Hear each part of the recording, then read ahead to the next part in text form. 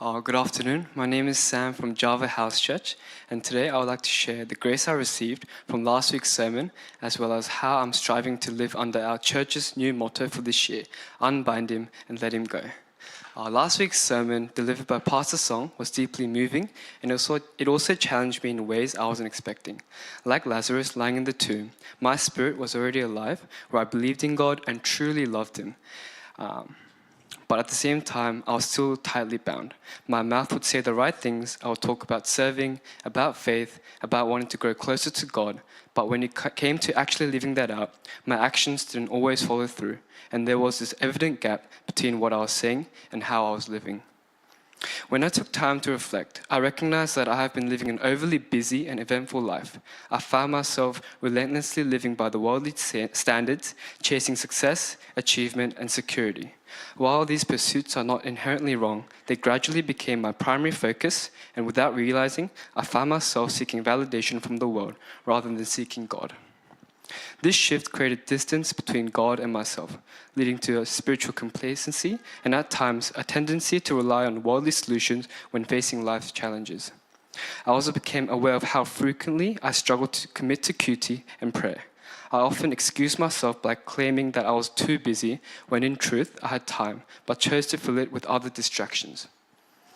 Even when I tried to pray or do QT, it felt rushed or forced, almost like something I was doing out of obligation rather than desire. Just like Pastor Song said, although I was saved, I was still bound by the burdens of life and was unable to experience the true freedom God offers. Another significant realization was my constant dissatisfaction. I frequently compared myself to others, those who seemed more accomplished or more successful.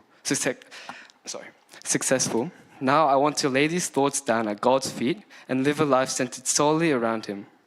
Rather than complaining or doubting God over what I lack and don't have, I want to shift my perspective and intentionally acknowledge the countless ways he has already worked in my life and the blessings he has already provided me with. I hope that I'll be able to live a life filled with gratitude, and this will become the foundation of my prayers and a pathway that draws me deeper into his presence.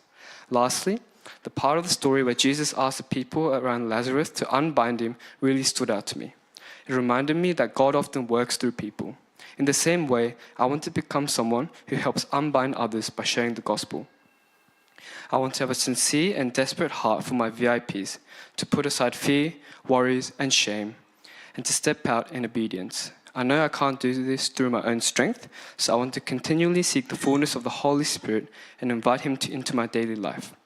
I pray that he will give me the strength to resist worldly desires and temptations and truly set me free from the things that bind me. Please pray for me that I can make these gradual changes and that my relationship with God will continue to grow deeper and stronger in my everyday life. Thank you for listening, and God bless you.